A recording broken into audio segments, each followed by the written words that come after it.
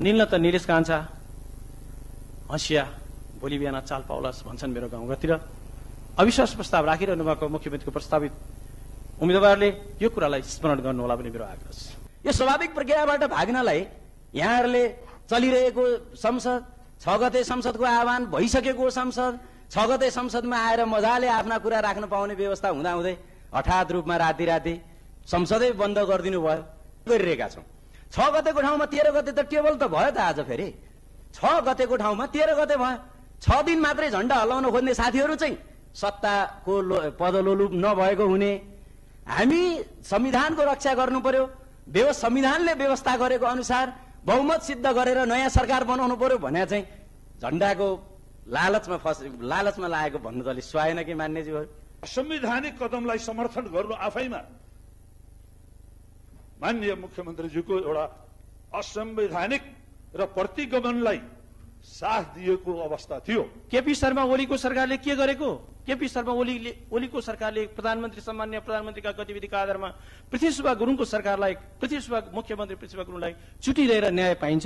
संसद विघटन र त्यो प्रतिगमनको प्रतिरक्षा स्वरूप यसै सदनमा मुख्यमन्त्रीजीले 2015 सालको पीपी कोइरालाको सरकार 2/3 हुँदै विघटन भएको उदाहरण दिनुभएको थियो। गिरिजा प्रसाद कोइरालाले विघटन गरेको कुरालाई उल्लेख गरेर वर्तमान प्रधानमन्त्रीको कदम सही हो भन्ने उहाँको चाहिँ यहाँ तर्क थियो। 5 वर्ष स्थायित्व दिने कुरा हामी किन गर्न सक्छौँ? गम्भीर प्रश्न छ। छलफल गरौँ, बहस गरौँ। त्यो बहसबाट हामी भाग्नेवाला छैनौँ। त्यो बहसबाट भाग्नु पनि हुँदैन। तर यो होइन कि स्थिरताको नाममा आज संविधान खारेज हुने गरी स्थिरताको नाममा आज सबै लोकतान्त्रिक मूल्य मान्यतालाई अपहरण गर्ने गरी कदापि त्यो कुरा स्वीकार गर्न सकिँदैन। सरकार बन्छ, सरकार नयाँ बन्छ, किन बन्दैन? सरकार ढल्छ, सरकार जान्छ आउँछ, यो स्वाभाविक प्रक्रिया हो। होला सरकारमा बसिरहेका साथीहरूलाई सरकारमा बसिरहँ जस्तो लाग्नु स्वाभाविक कुरा हो। सरकारमा नभएका साथीहरूलाई छिटो सरकारमा स्वाभाविक कुरा हो त। प्रत्येक नागरिकका सबै पक्षलाई समेटेर जुन मौलिक अधिकार व्यवस्था गरियो त्यो आफैमा ठुलो उपलब्धि थियो। त्यति मात्रै होइन, समावेशी समानुपातिको जुन व्यवस्था गर्यो प्रतिनिधित्वको व्यवस्था त्यो पनि आफैमा एउटा उदाहरण थियो। यी धेरै उपलब्धि जो मैले यहाँ भनिरहन पर्दैन, त्यो मध्ये एउटा उपलब्धि भनेको के थियो भने बहुदलीय व्यवस्था स्थापित भइसकेपछि 2046 सालको आन्दोलनपछि बहुदलीय व्यवस्था स्थापित भइसकेपछि संसदीय अभ्यासको क्रममा केही कमजोरीहरू भए। संसदीय व्यवस्था नै एक प्रकारले विसङ्गति विकृति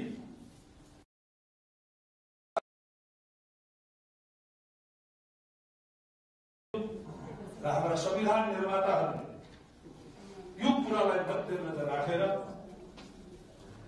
परम्परागत संसदीय व्यवस्था भन्दा अलिकति अगाडि बढेर एउटा व्यवस्था गर्यो। त्यो के हो भन्दाखेरि विगतमा या संसदीय व्यवस्थामा प्रधानमन्त्रीलाई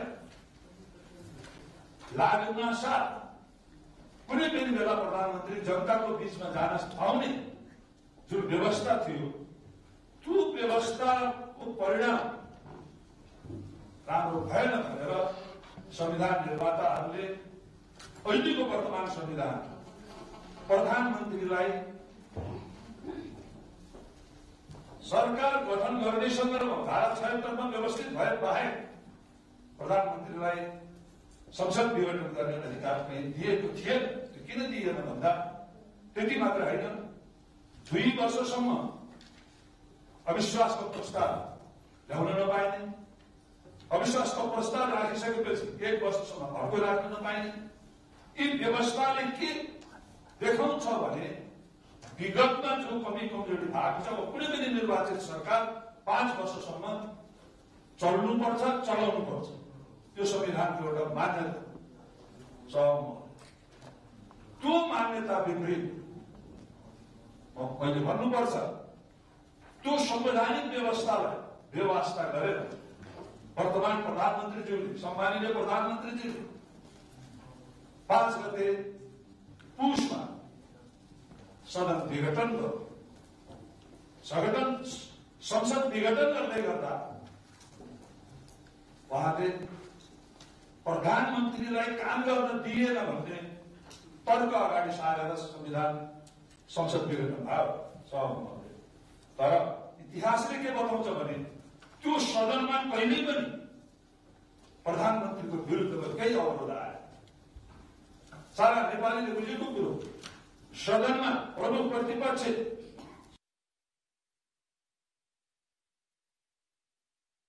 सकारात्मक भूमिका खेल्यो।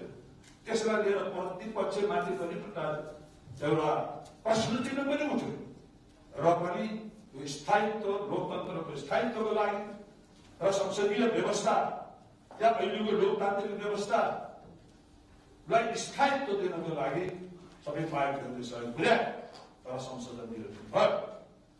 त्यही दिनदेखि त्यो असंवैधानिक कदम, त्यो अलोकतान्त्रिक कदम र त्यो जनताको आकांक्षाको विरुद्धको कदमलाई हामीले प्रतिगमनकारी कदम भनेर हामीले भन्यौं। किनभने संवैधानिक व्यवस्थाबाट पछाडि जाने कुरो, संविधानभन्दा बाहिर जाने कुरो त्यो आफैमा असंवैधानिक र संविधानको मूल्य र मान्यता विरुद्ध जानु त्यो प्रतिगमन हो भनेर हाम्रो दल मात्र होइन, मलाई लाग्छ सत्तारूढ दलको एउटा गुट बाहेक सारा राष्ट्र त्यो प्रतिगमनको विरुद्धमा लाग्यो। सारा जनताहरू त्यसको विरुद्धमा लाग्यो। सभामुख महोदय, जनताहरू भन्यो यो असंवैधानिक थियो, यो अलोकतान्त्रिक थियो। संविधानले त्यसलाई करेक्सन गरिदियो सर्वोच्च अदालतले, अर्थात् संसद पुनर्स्थापना भयो।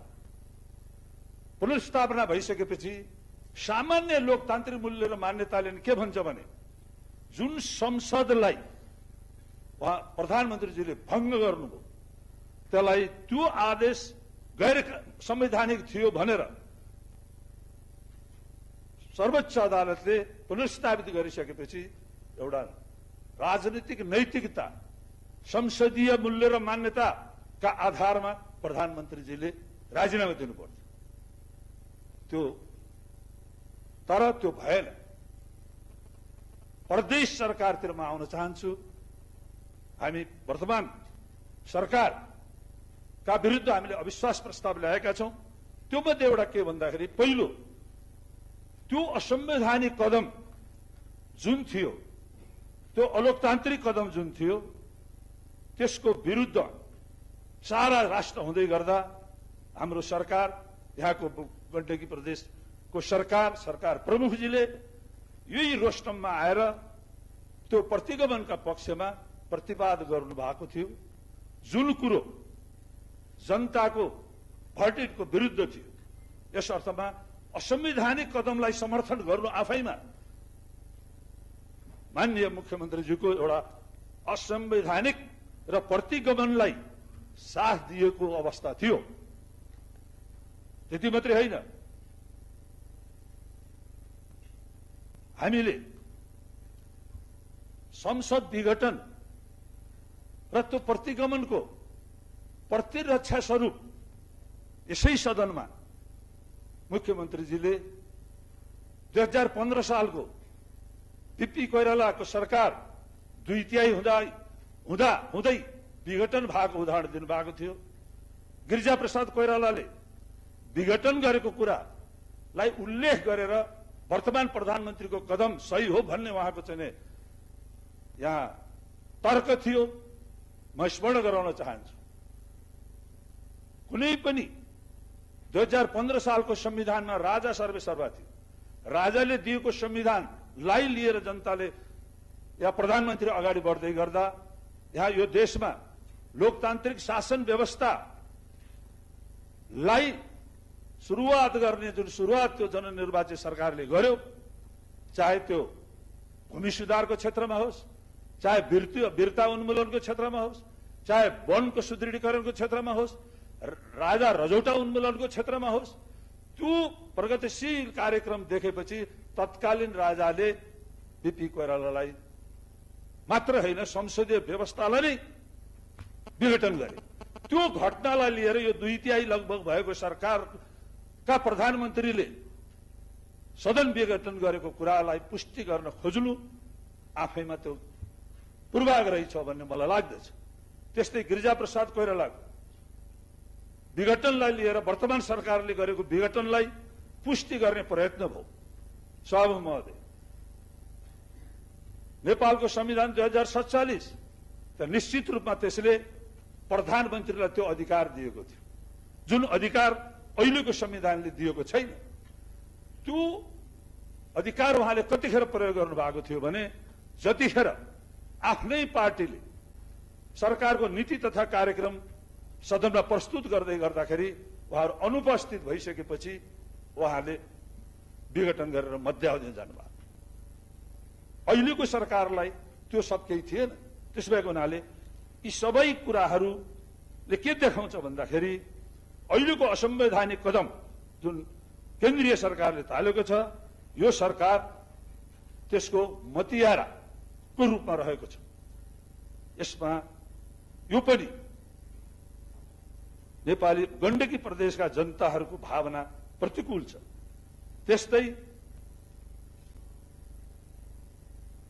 गण्डकी प्रदेश सरकार यो असंवैधानिक छ, संविधानभन्दा विरुद्धमा छ, संविधानको यसले अवहेलना गरेको छ भन्ने हाम्रो अर्को भनाइ छ। के भन्दाखेरि संविधानको धारा 188 मा स्पष्ट व्यवस्था छ कि मुख्यमन्त्रीले या केन्द्रमा भए प्रधानमन्त्रीले प्रतिनिधित्व गर्ने दल यदि विभाजित भयो भने त्यो मितिबाट, विभाजित भएको मितिबाट विश्वासको मत लिनुपर्छ भन्ने एउटा बाध्यात्मिक व्यवस्था छ। यो संवैधानिक व्यवस्था छ। तर हाम्रो प्रदेशमा हाम्रो माननीय मुख्यमन्त्रीजीले त्यो व्यवस्थाको उल्लङ्घन गर्नुभएको छ। उहाँले विश्वासको मत लिन सक्नुहुँदैन। त्यति मात्रै होइन, यो असंवैधानिक कदम हो, किनभने उहाँले विश्वासको मत पर्थ्यो। त्यस्तै जब सरकार अल्पमतमा जान्छ, स्वभावैले त्यसलाई राजीनामा दिएर मार्ग प्रशस्त गर्नुपर्छ। समर्थन गर्ने दलले समर्थन फिर्ता लिइसकेपछि पनि कुर्सीमा बसिराख्नु, त्यो कुनै पनि दृष्टिकोणबाट त्यसलाई हामीले जायज भन्न मिल्दैन। यस अर्थमा यो सरकार जुन मूल्य र मान्यताका विपरीत टाँसिरह्यो, यसमा हाम्रो आपत्ति छ। हामीले यसो भन्दै गर्दा सरकारको नियत र माननीय मुख्यमन्त्रीजीको नियत त्यतिखेर अझ छर्लङ्ग भयो जब यहाँ हिउँदे अधिवेशन आह्वान भएको थियो। हिउँदे अधिवेशन आफ्नो कोर्समा गएको थियो र हिउँदे अधिवेशनलाई तोकिएको मितिमा 6 गते तोकिएको अवस्था थियो। तर 1 गते राति मध्यरातमै त्यो अधिवेशनको अन्त्य गरियो।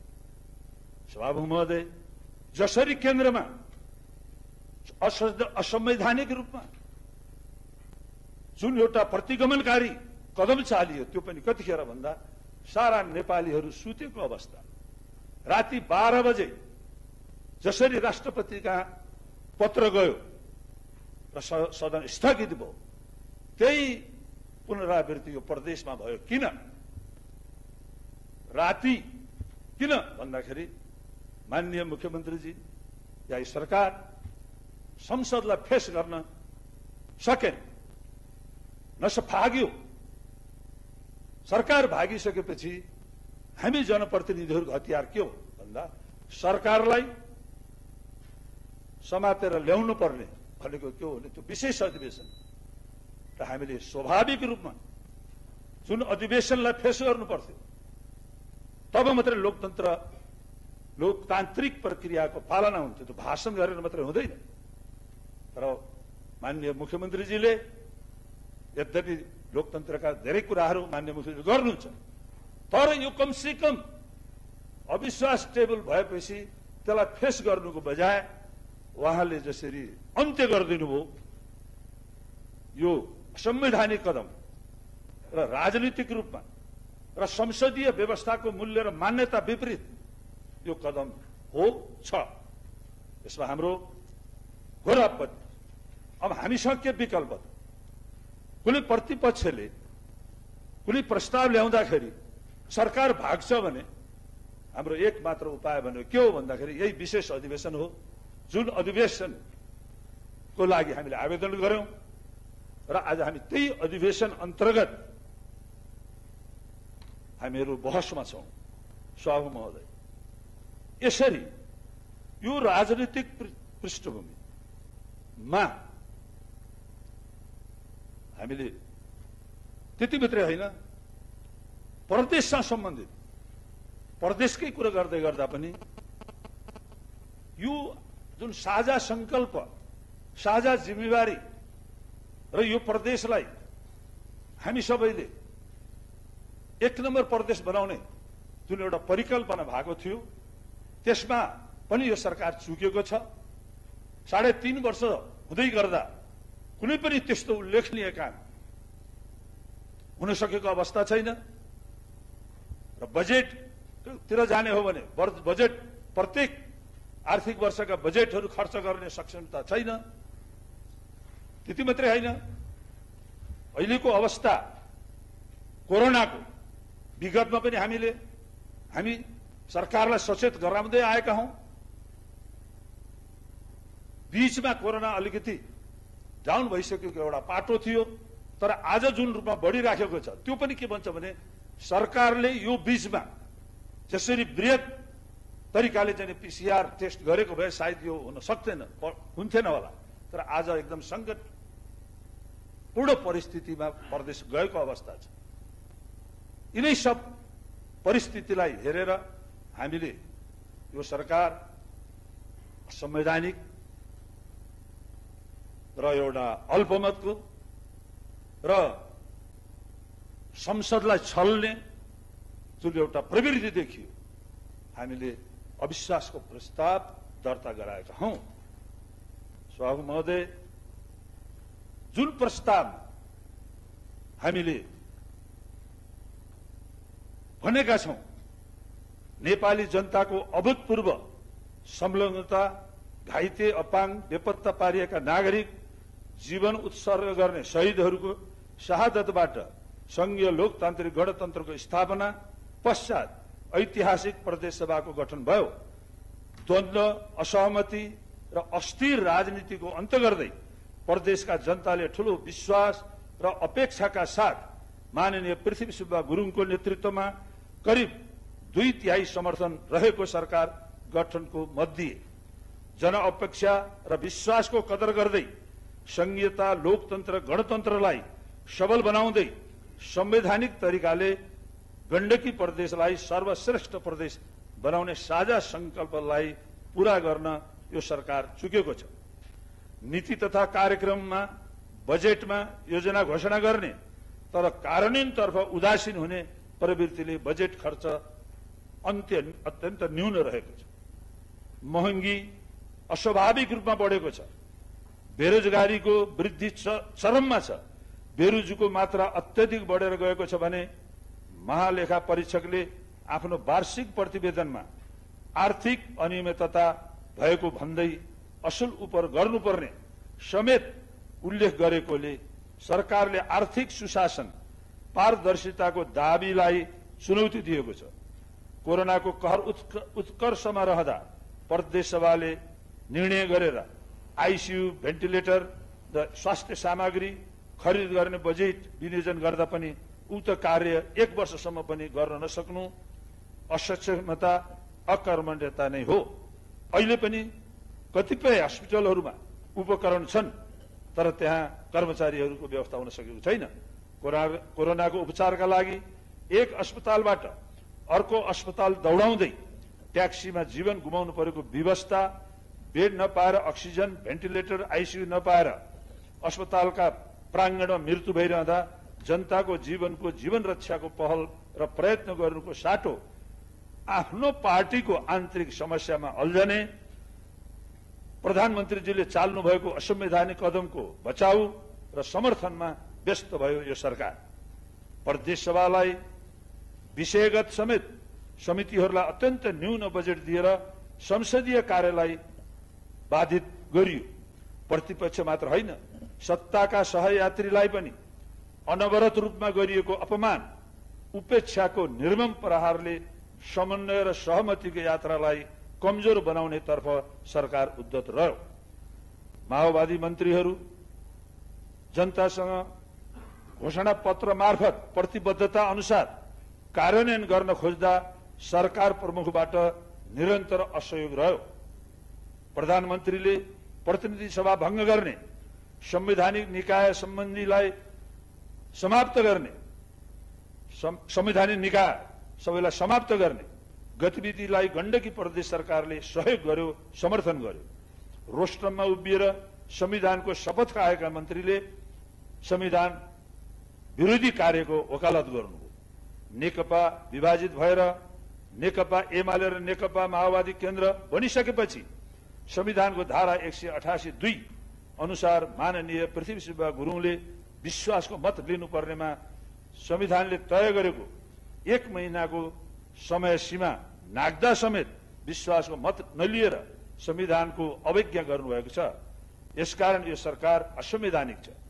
उपरोक्त परिस्थितिमा माननीय पृथ्वीसिंह गुरुङको सरकार रहिरहँदा चुनौती र समस्या अझ गम्भीर बन्दै जाने, जनताको अपेक्षा र विश्वास घट्दै जाने, अन्य प्रदेशको तुलनामा गण्डकी प्रदेशको विकास, निर्माण र उन्नति कम हुँदै जाने हुँदा प्रदेशले ठूलो क्षति बेहोर्नुपर्ने हुन्छ।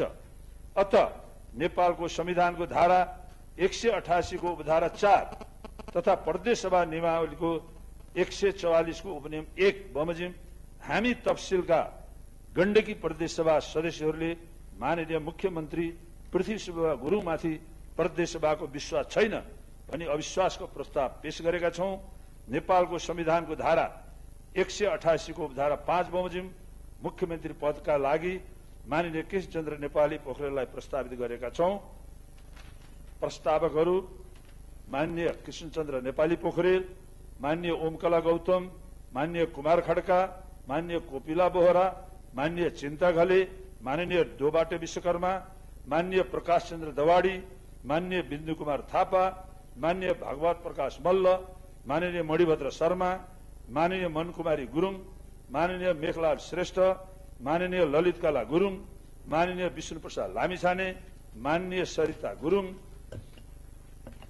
माननीय हरिबहादुर चुमान, माननीय आशा कोइराला, माननीय गायत्री गुरुङ, माननीय चन्द्रबहादुर बुढा, माननीय दीपक कोइराला, माननीय दीपक थापा, माननीय दिलमाया रोका मगर, माननीय मधुमाया अधिकारी गुरुङ, माननीय रामजी प्रसाद बराल जीवन, माननीय लेखबहादुर थापा मगर, माननीय विनोद केसी, माननीय धनमाया पोखरेल, माननीय हरिशरण आचार्य। सभामुख महोदय, हामी सदनमा रहेका 3 दलले हामीले हस्ताक्षर सहित हामीले यो अविश्वास प्रस्ताव पेश गरेका छौं भने राष्ट्रिय जनमोर्चाले हाम्रो यो प्रस्तावको पक्षमा मत दिने जुन निर्णय भएको व्यवहार समेत अवगत गराउँदै म सम्पूर्ण मान्यजीहरू, तिनै दलका र राष्ट्रिय जनमोर्चाका मान्यजीहरू र अन्य सम्पूर्ण मान्यजीहरूलाई यो प्रस्तावको पक्षमा मतदान गरिदिनु हुन हार्दिक अपील गर्दै मेरा भनाइहरू यही बन्द गर्छु। धन्यवाद। जय नेपाल।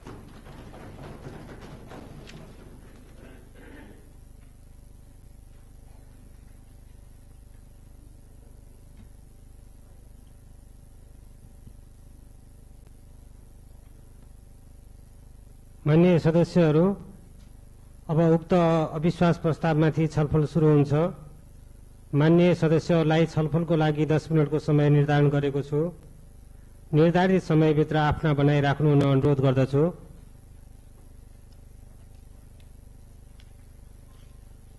सर्वप्रथम माननीय श्री रोशनका मगर थापालाई बोल्न समय दिन्छु।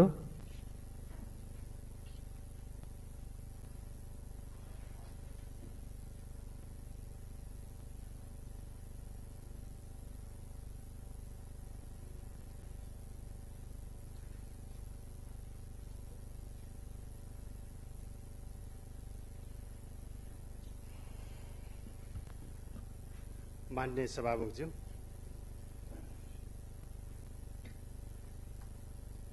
आज हामी नेपालको संविधानले व्यवस्था गरे बमोजिम तीनै तहको निर्वाचन सम्पन्न गरेर तीनै तहको सरकारको अभ्यासको रूपमा हामी यो गण्डकी प्रदेशको सभामा छौं र हामीलाई थाहा छ विगतमा रहेका व्यवस्थाहरूले हामीलाई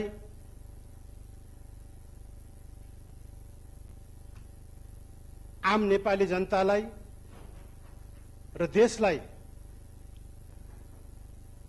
आम नेपाली जनताको भावना अनुरूप त्यो व्यवस्थाले त्यो गति विकासको गति लिन सकेन र आम नेपाली जनताले त्यो भावपूर्ण त्यो भावलाई नयाँ संविधानमा व्यवस्था गरेर यो तीनै तहको सरकारको उपस्थितिमा आज हामी यो अभ्यास गरिरहेका छौं। यो अभ्यास गरिरहँदा गण्डकी प्रदेशको सरकारप्रति जो अविश्वासको प्रस्ताव आएको छ र मैले भर्खरै सुने, सबैले हामीले सुन्यौं कि विगतको व्यवस्थाले अथवा 2046 प्रजातन्त्र यो मुलुकमा आइसकेपछि 62-63 को साझा जन आन्दोलनले प्राप्त गरेका उपलब्धिहरूलाई हासिल गर्दै यो तीनै तहको सरकारले जनताप्रति गरेको कामहरूको विकासको सन्दर्भमा हामी अहिले यति छिटै सत्ताको निम्ति लालची, सत्ताको निम्ति मह बनेर हामी यति छिटो कदम चाल्नुपर्ने परिस्थिति थिएन। अहिले जनताले जुन खालको सरकारले गरेको विकासका कामहरूको निम्ति र सरकारले जो जनताको मन छुने काम विकासका कामहरू गरिरहेको छ,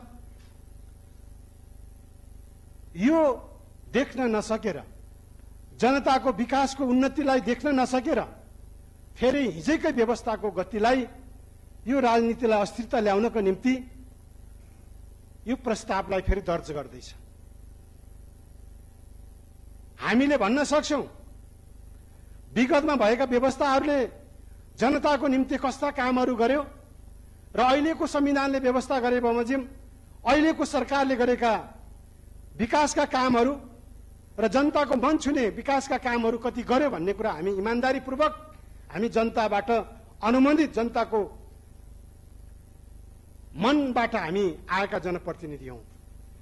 हामीले आज यो सदनमा अविश्वासको प्रस्ताव आइरहँदा धेरै कुराहरूको यहाँ जनतालाई भ्रम पार्ने खालका एउटा सदनमा, चाहे त्यो स्थानीय तहको होस्, चाहे प्रदेश सरकारको होस्, चाहे संघीय सरकारको कुरा होस्, यदि त्यो हाउसबाट, त्यो सदनबाट जनताको विषयमा कुरा उठानी हुन्छ र त्यति बेला सरकारले त्यो कुरालाई उठानी गर्छ, प्रतिपक्षले त्यो कुरालाई उठाउनु स्वाभाविकै हो। तर त्यो आफ्नो आत्मालाई, जनतालाई साँची राखेर कति काम भयो या भएन, सत्ताको लालचीको निम्ति, सत्ताको निम्ति मात्रै हामीले यो कुरा गरिरह्यौं भने हामीले हिजोको त्यो राजनीति अस्थिरतालाई पनि हामीले त्यो कुरालाई हामीले घटनालाई सम्झनुपर्छ। त्यसो भएको हुनाले मलाई लाग्छ अहिलेको परिस्थितिमा यो अविश्वासको प्रस्ताव यसले कुनै विकासको गति लिन सक्दैन। अहिले सरकारले गरिरहेको विकासको गतिलाई ब्रेक गर्ने र जनतामा भ्रम सिर्जना गर्ने र एउटा प्रतिगमनको नामबाट, प्रतिगमनको अर्थ के हो? प्रतिगमनको अर्थबाट जनतालाई भ्रम सिर्जना गर्ने अनि सत्तामा जानको निम्ति लालचीका खुट्टाहरूमाथि उठाउने र जनतालाई भ्रमिक अझै सिर्जना गर्ने अझै धेरै खेलहरू भएको छ। त्यसो भएको हुनाले जनताको कामका निम्ति, जनताको विकासका निम्ति हामी अग्रसर भएर हामी जनप्रतिनिधिहरू उभिनुपर्ने जरुरी छ। त्यसो भएको हुनाले मलाई लाग्छ यो अविश्वासको प्रस्ताव यो जनताबाट आएको छैन, कुनै दलगतबाट सत्तामा पुग्नका निम्ति, सत्ताको लालचीका कारणबाट, सत्ताको महबाट यो अविश्वासको प्रस्ताव आएको छ र यो अविश्वासको प्रस्तावप्रति हाम्रो दल र मेरो तर्फबाट कुनै सहमत छैन भन्ने विश्वास राख्दै नेपाली जनताका हक, अधिकार, मौलिक सबै वर्ग र समुदायको सम्मान व्यक्त गर्दै संघीय संरचनामा देशलाई अगाडि बढाउने जुन संकल्प गरेको छ, त्यही संकल्पको आधारमा हामी नेपाली जनताहरूले संघीय संरचना र लोकतान्त्रिक गणतन्त्र विस्थापना गर्दै अगाडि बढिरहेको अवस्थामा आज हामीले सम्पूर्ण नेपालीहरूले हामीले खुसी लागेको थियो, खुसी व्यक्त गरेको थियौं। अब नेपाली जनताले सुख पाउने दिन आए, अब नेपाली जनताले अब आफ्ना अधिकारहरू सम्पन्न गर्ने दिनहरू आयो भन्ने हामीले सोचेका थियौं। त्यही अवस्थालाई मध्यनजर गर्दै यही संविधानको व्यवस्था अनुसार नै 2074 सालको निर्वाचन भयो। त्यही निर्वाचनबाट वर्तमान सरकारको पार्टीलाई, तत्कालीन नेपाल कम्युनिस्ट पार्टीलाई धन्धन 2/3 बहुमत प्राप्त गरेर दिएर नेपाली जनताले 5 वर्षको लागि जसरी चाहिँ सत्ता सञ्चालन गर्नको लागि अधिकार प्राप्त गरे र त्यसैलाई प्रतिपक्षी दलहरूले त्यस सरकारलाई सपोर्ट गर्ने, सहयोग गर्ने, देशको विकास निर्माण, जनताका आधारभूत आवश्यकतालाई परिपूर्ति गर्ने भन्ने उद्देश्यबाट जसरी अगाडि बढिरहेको अवस्थामा त्यसलाई संविधान, कानून, ऐनलाई मिचेर जसरी 2077 साल पुस 5 गते सम्माननीय प्रधानमन्त्रीज्यूले प्रतिनिधि सभा विघटन गरिसकेपछि देशमा एउटा नयाँ तरंग सिर्जना भयो। त्यसले गर्दा संवैधानिक हिसाबले, कानूनी हिसाबले र असंवैधानिक र अलोकतान्त्रिक अप्रजातन्त्रिक तरिकाबाट जसरी चाहिँ यो कदम अगाडि चालियो, त्यसले गर्दा आएको चाहिँ अवस्थाहरू सिर्जना भयो। त्यसैको फलस्वरूप आज देशभरि एउटा तरंग फैलिरहेको अवस्था छ। त्यति मात्र होइन सभामुखज्यू, आज जसरी चाहिँ यही कारण भएको पार्टीलाई पनि सर्वोच्च अदालतले अलग अलग बनाइदिसकेपछि झन् अझै जटिलता सिर्जना हुँदै गइरहेको अवस्था छ सभामुख महोदय। त्यस कारणले गर्दाखेरि यहाँ पनि अब नयाँ परिस्थिति सिर्जना भइरहेको अवस्थामा यो गण्डकी प्रदेश पनि अछुतो रहेको अवस्था रहेन र वास्तवमा गण्डकी प्रदेश सरकारको विषयमा म धेरै कुराहरू अघि नै प्रतिपक्षी दलको नेता मान्य कृष्णचन्द्र नेपालले धेरै कुरा भनिसक्नु भएको छ र म धेरै कुराहरू अहिले भन्न चाहन्न, किनभने यो चहरेको घाउलाई नुन छर्किने काम त्यति राम्रो हुँदैन जस्तो लाग्छ। त्यसकारणले म यो विषयमा धेरै कुराहरू अगाडि बढाउन चाहिन सभामा हुँदै। तर अहिलेको बाध्यकारी परिस्थितिले जबसम्म यही कारण पार्टी अलग भइसकेपछि र विश्वासको मत फिर्ता लिइसकेको अवस्थामा गण्डकी प्रदेश सरकार अल्पमतमा परिसकेपछि निश्चय पनि गण्डकी प्रदेशका जनता अलमलमा र अप्ठ्यारोमा र निकाह नपाउने अवस्था, विकास नपाउने अवस्था भइसकेपछि आज यो प्रतिपक्षी दलहरूले र जिम्मेवार पार्टीहरूले यो देश गण्डकी प्रदेशलाई निकास दिनुपर्ने भएको कारणले गर्दा सरकारभन्दा बाहिर रहेका सबै राजनीतिक दलहरूको सहमति र साझा संकल्पको रूपबाट अविश्वासको प्रस्तावको हामीले दर्ता गराएका हौं। यो अविश्वासको प्रस्तावलाई आज हामी लोकतन्त्र, प्रजातन्त्रमा हामी विश्वास राख्ने, संविधान र कानूनलाई हामी विश्वासमा राख्ने हामी सम्पूर्ण राजनीतिक दल भएको कारणले जसरी यो गण्डकी प्रदेश सभामा अविश्वासको प्रस्ताव दर्ता भएको छ, यसलाई हामीले सहज रूपबाट स्वीकार गरेर यसलाई सबैले एउटा अपनत्व ग्रहण गर्दै यसलाई हामीले अगाडि बढाएर यसलाई सफल पार्न हामी सबैको कर्तव्य र दायित्व जस्तो मलाई लाग्दछ। जसरी आज हामी व्यक्तिगत विषय भन्दा पनि एउटा राजनीतिक परिस्थितिले सिर्जना गरेको छ, यसलाई हामीले चाहिँ सहज स्वीकार्नुपर्छ भन्ने मलाई लाग्दछ। जसरी विगतमा वर्तमान सरकारलाई प्रतिपक्षी दलहरूको तर्फबाट हामीले सहयोग समर्थन सुझाव गर्दै आएर अहिलेसम्म यो अवस्थामा सिर्जना भएको थियो, आगामी दिनमा पनि त्यही ढङ्गले प्रदेशवासीको हितको निम्ति र विकास र निकासको लागि पनि सबै राजनीतिक दलहरू एउटा सहमति साझा सहमतिका आधारमा बदलिँदो परिस्थितिलाई स्वीकार गर्दै यो प्रदेश र विकासको निम्ति हामी सबै एकजुट भएर अगाडि बढ्न सक्यौं भने आज अहिलेको परिस्थितिलाई पनि हामीले चाहिँ एउटा स्वीकार्नु पर्ने र यो प्रदेशलाई पनि हामी अगाडि बढाउनु पर्ने भएको कारणले हामी त्यो ढङ्गबाट जानको लागि पनि म आग्रह र अनुरोध गर्दै आफ्नो भनाइ अन्त्य गर्छु। धन्यवाद। जय नेपाल।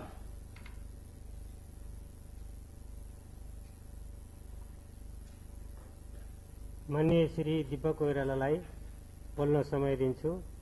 त्यसपछि माननीय श्री सावित्रा राणा।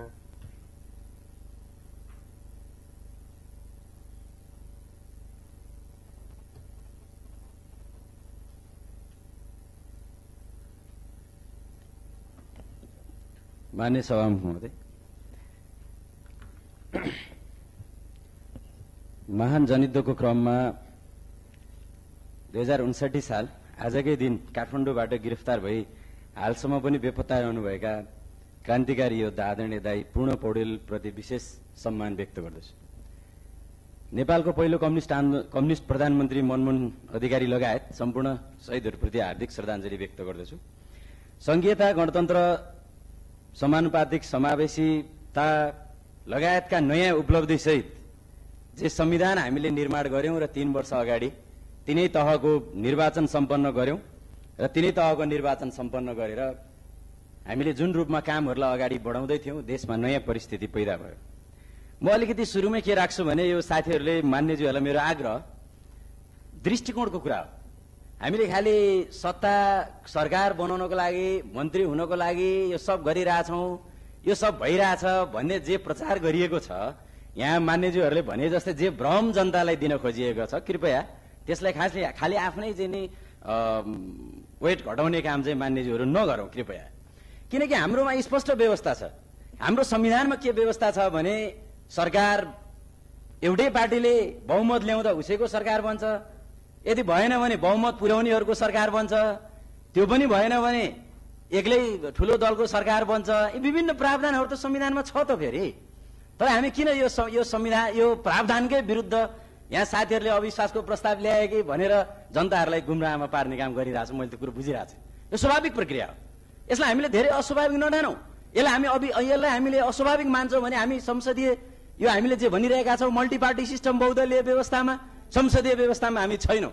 हामी कुनै एक दलीय तानाशाही व्यवस्थाको परिकल्पना गरिरहेका छौं कि हाम्रो दृष्टिकोण त्यतातिर गइरहेको छ भन्ने अर्थ लाग्न सक्दछ। त्यतातिर हामी नलागौं। यो स्वाभाविक प्रक्रिया हो। किनकि 51% जोसँग रहन्छ उसले सरकार बनाउँछ। स्वाभाविक प्रक्रिया हो त।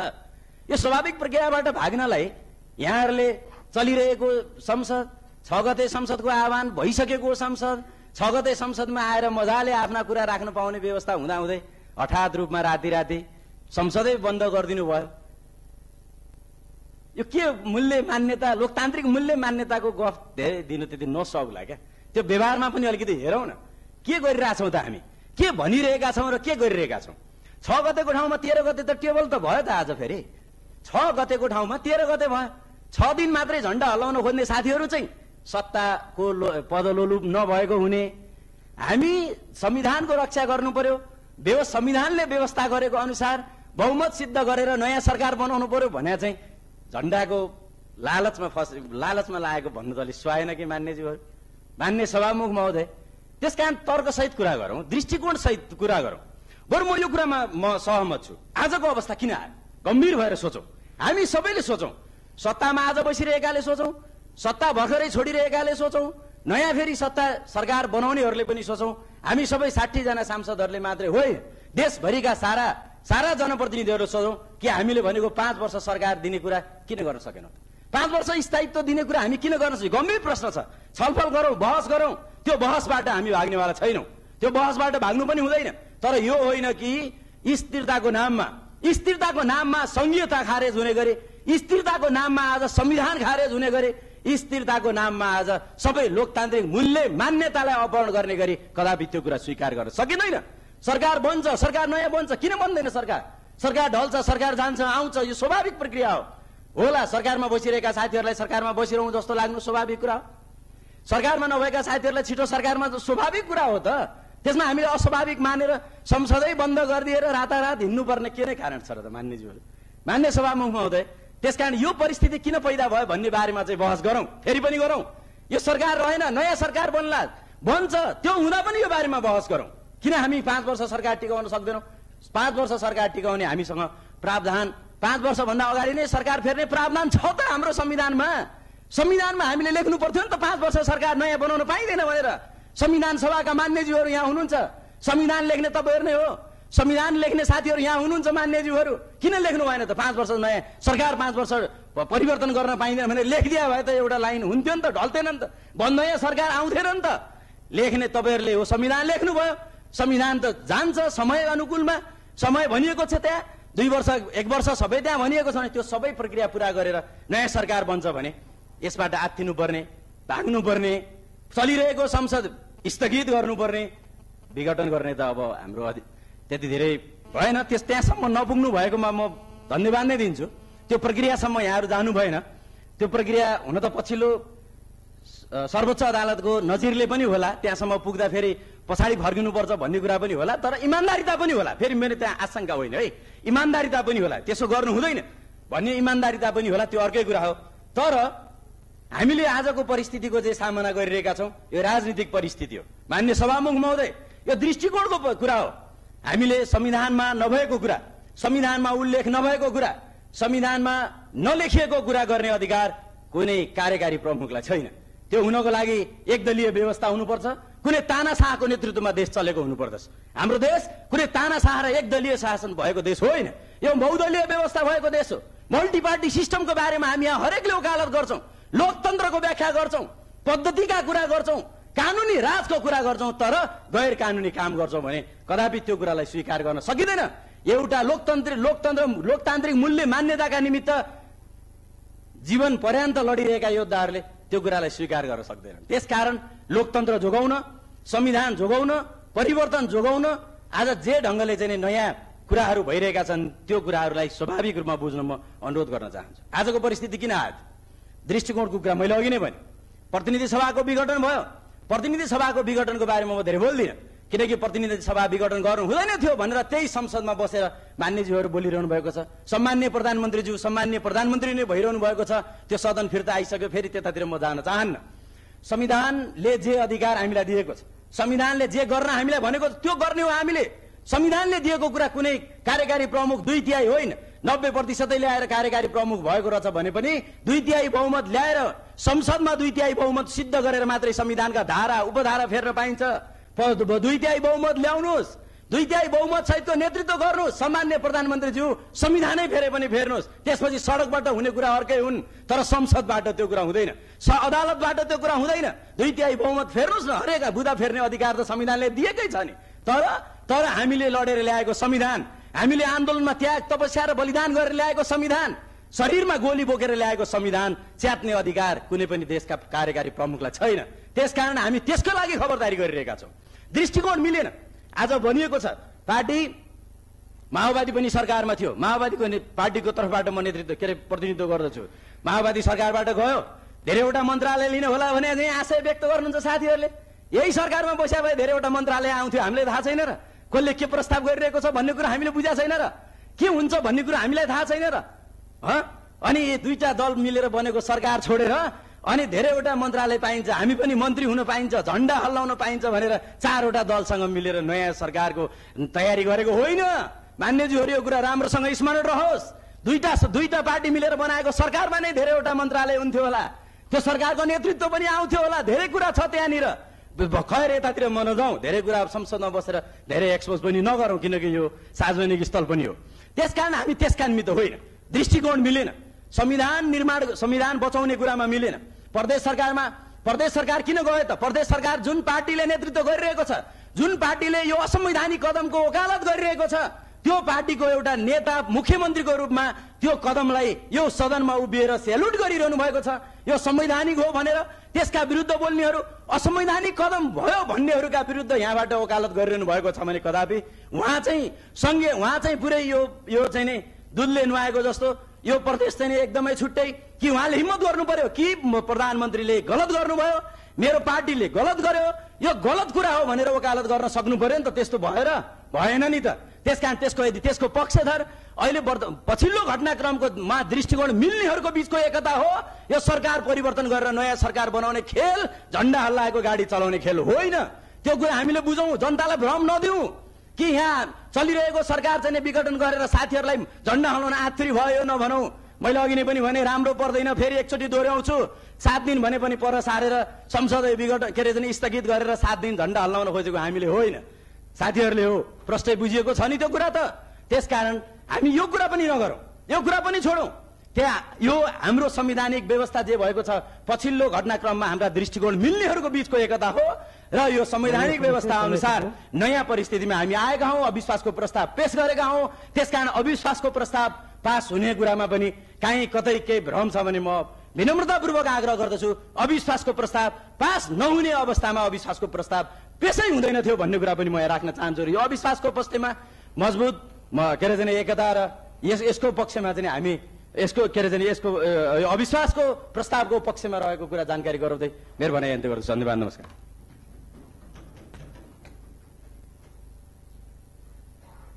माननीय श्री सावित्रा राणालाई बोल्न समय दिन्छु। त्यसपछि माननीय श्री सरिता गुरुङ।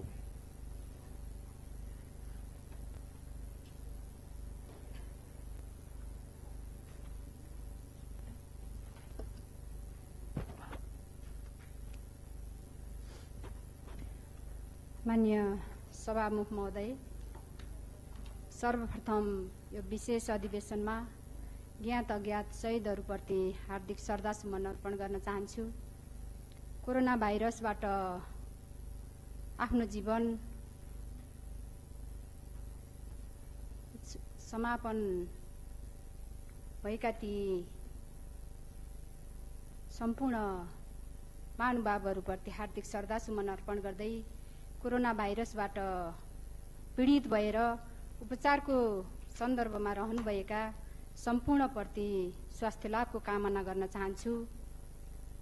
आज यहाँ विशेष अधिवेशनमा उभिएर आफ्ना केही भनाइहरू राख्ने सन्दर्भमा यो अविश्वासको प्रस्तावको छलफलको सन्दर्भमा यहाँ उभिरहँदा मलाई लागिरहेको छ, यति बेला यो सदन यो अविश्वासको प्रस्तावमा होइन, यो कोरोना भाइरसले प्रताडित बनिरहेको यो मुलुकका जनताहरूको जीवन कसरी जोगाउने सन्दर्भमा यो छलफल केन्द्रित हुनुपर्थ्यो।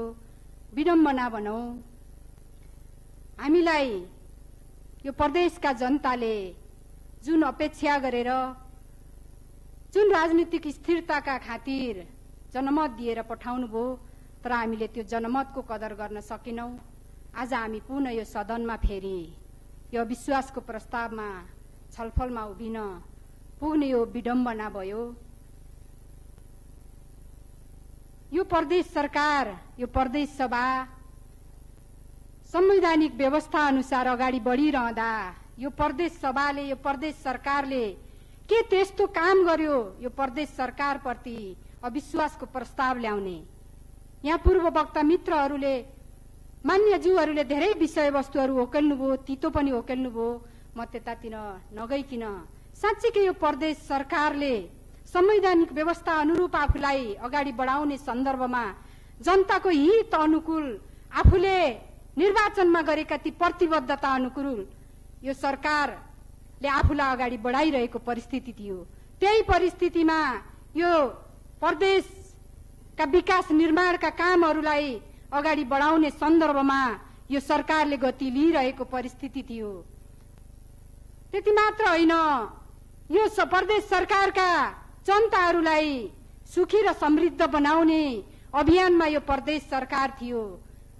यही अभियानमा लागिरहँदा धेरै कामहरू यो प्रदेश सरकारले गरेको कुरा यहाँहरूमा पनि विविधै छ। मैले धेरै कुरा राखिरहन पर्दैन। यहाँहरूले ल्याएको यो अविश्वासको प्रस्तावलाई मैले सरसर्ती यही सुन्ने अवसर मैले पाएँ।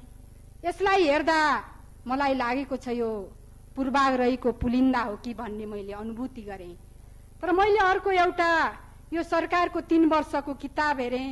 यो सरकारको 3 वर्षको किताब हेरिरहँदा मलाई लाग्यो साँच्चीकै यो सरकारले यो प्रदेशको विकास निर्माणलाई निरन्तर रूपमा यो सरकार अगाडि बढिरहँदा आफ्नो 5 वर्षको कार्यकाल पूरा गर्न सक्यो भने साँच्चीकै यो प्रदेशको विकास निर्माणलाई अगाडि बढाउन सक्दो रहेछ, सक्छ भन्ने कुराको आत्मविश्वास यो 3 वर्षको सरकारको कार्यक्रमको किताबले बोलिरहेको छ। यसर्थ मैले यति धेरै यतातिर जान चाहिन। यहाँ हामीले भनिरहँदा यो सरकारले केही गरेन भन्ने कुरा पनि यहाँ उठेको छ। मैले यहाँहरूलाई भन्न चाहन्छु, थोरै भए पनि म आफ्नै भूगोलका जनताप्रति अलि धेरै उत्तरदायित्व भएका कारण मैले आफ्नै भूगोलकामा भएका विकास निर्माणको थोरै भए पनि दृष्टान्त यहाँ राख्न चाहन्छु। साँच्चीकै यो सरकारले केही गरेन भनेर भनिरहँदा यो सरकारले यो प्रदेशमा रहेका सबै जिल्लाका महत्त्वपूर्ण बाटाहरू निर्माण गरेन कि? यो सरकारले यो प्रदेशमा रहेका सबै निर्वाचन क्षेत्रमा रहेका निर्वाचन क्षेत्र स्तरका बाटाहरू निर्माण गरेन कि? यो सरकारले जहाँ जनताहरूले खाने पानीको सुविधा पाउनु भएको थिएन, जहाँ त्यो सुविधा थिएन, त्यो सुविधा नभएको ठाउँमा योजना सञ्चालन गरेर जनताको घर दैलोमा धारो पुर्याउने काम गरेन कि? मैले यहाँहरूको बीचमा राख्न चाहन्छु, हामीले यहाँ केही गरेन भन्ने भन्दा पनि तपाईहरूलाई मेरै निर्वाचन क्षेत्रमा गएर हेर्नुभयो भने पनि लामो समयदेखि त्यो सर्ल्यान र सुखौरा भन्ने हाम्रो बागलुङको कर्णाली भनेर चिनिने त्यो ठाउँमा गएर तपाईहरूलाई हेर्नका लागि म अनुरोध गर्दछु। त्यहाँका जनताहरूले गाग्रोमा पानी बोकेर 2 घण्टा 1.5 घण्टा बोकेर आफ्नो जीवनयापन चलाउने त्यहाँका आमा दिदी बहिनीहरूले आज त्यहाँ आफ्नो घर दैलोमा घरको आँगनीमा त्यो पानीको धारो पाउनु भएको छ। उहाँहरूको जीवनमा परिवर्तन भयो कि भएन? यो प्रदेश सरकारले उहाँहरूको जीवनमा परिवर्तन गर्न सक्यो कि सकेन? यो प्रदेश सरकारलाई आरोप मात्र लाउने कुराहरू भन्दा पनि यो प्रदेश सरकारले गरेका कुराहरू पनि देख्ने गरौँ, मैले यो अनुरोध गर्न चाहन्छु। यो असंवैधानिक सरकार भयो भनेर भनिरहँदा हामीले यो सरकार बनाउँदा संवैधानिकै हिसाबले यो सरकार बनेको र संवैधानिक हिसाबले अगाडि बढिरहेको हामीले यहाँ पनि अनुभूति गर्यौं। यो प्रदेश सभामा सबै कामहरू सहकार्य र सहमतिमा भएका कुराहरू हामीले अनुभूति गरेका थियौं। त्यो भएको पनि थियो। त्यसै गरी हामीलाई लाग्थ्यो साँच्चीकै यो प्रदेश सरकार यस अर्थमा अरु सबै प्रदेश सरकार भन्दा अरु सबै प्रदेश भन्दा अब्बल बन्न सकेको छ, सक्छ, हामीलाई अनुभूति भएको थियो। तर अहिले ती अनुभूतिहरू कतै तीता पो हुन् कि भन्ने कुरा अहिले आएर यो हाम्रो गतिविधिले देखाउँदैछ। र पनि मैले अनुरोध गर्न चाहन्छु, अहिले पनि केही बिग्रेको छैन। यो संवैधानिक व्यवस्था अनुसार 3 तहका सरकारहरू अगाडि बढिरहँदा यो प्रदेश सरकारलाई अगाडि बढाउने त्यो सञ्चालनको अभियानमा अगाडि बढिरहँदा कहीँ कतै हाम्रा तिता मिठा त्यस्ता कुराहरू छन् भने पनि समझदारीका साथ अगाडि बढ्ने कुरा प्रयत्न गर्यौं भने यो प्रदेशका जनताहरूको हित अनुकूल हुन्छ। यो प्रदेशका जनताहरूको बीचमा हामीले निर्वाचनमा गएर गरेको प्रतिबद्धता हामीले साँचो अर्थमा त्यो प्रतिबद्धता रहन्छ। मैले यहाँहरूको बीचमा राख्न चाहन्छु। यो प्रदेशका जनताहरूको अभिमत वामपन्थीहरूलाई थियो। त्यो वामपन्थीहरूको नेतृत्वमा सरकार बनाउने यो प्रदेश सरकारको जनताको अभिमत थियो। हामीले घर दैलोमा गएर भनेका थियौं यो प्रदेश सरकार हामीले वामपन्थीहरूको नेतृत्वमा सञ्चालन गर्नका लागि तपाईहरूले हामीलाई भारी मत दिनुस्, अभिमत दिनुस् हामीले भनेका थियौं। त्यही अनुरूप यो प्रदेश सरकार यो प्रदेशका जनताहरूले हामीलाई भारी मत दिएर पठाउनु भएको छ। यहाँ उपस्थित हुनुहुने थुप्रै मान्य ज्यूहरूका लागि हामीले साँच्चीकै उहाँहरूलाई मत दिनुस् यस अर्थमा भनेर हामीले अहोरात्र खटेर यहाँहरूलाई यो ठाउँसम्म पुर्याउनका लागि पनि हामीले धेरै पहल कदमीहरू गरेका छौं। यसर्थ ती जनताप्रति गरेका प्रतिबद्धताहरू सबै मान्यहरूले म भनेर स्मरण गर्नका लागि पनि म अनुरोध गर्न चाहन्छु। यति कुरा यहाँहरूको बीचमा राखेर साँच्चीकै अझै पनि यो प्रदेश सरकारले गरेका विकास निर्माणका कामहरूलाई अग्रगतिमा अगाडि बढाउनका लागि, यो जनताको हित अनुकूल अगाडि बढाउनका लागि यो सरकारले स्थायित्व पायो भने मात्रै सम्भव छ, न कि भन्ने कुरा यहाँहरूको बीचमा राख्दै मैले यो हाम्रो बीचमा आएको यो अविश्वासको प्रस्ताव म र मेरो पार्टीको तर्फबाट असहमति रहेको कुरा यहाँहरूको बीचमा राख्दै बिदा हुन्छु। नमस्कार।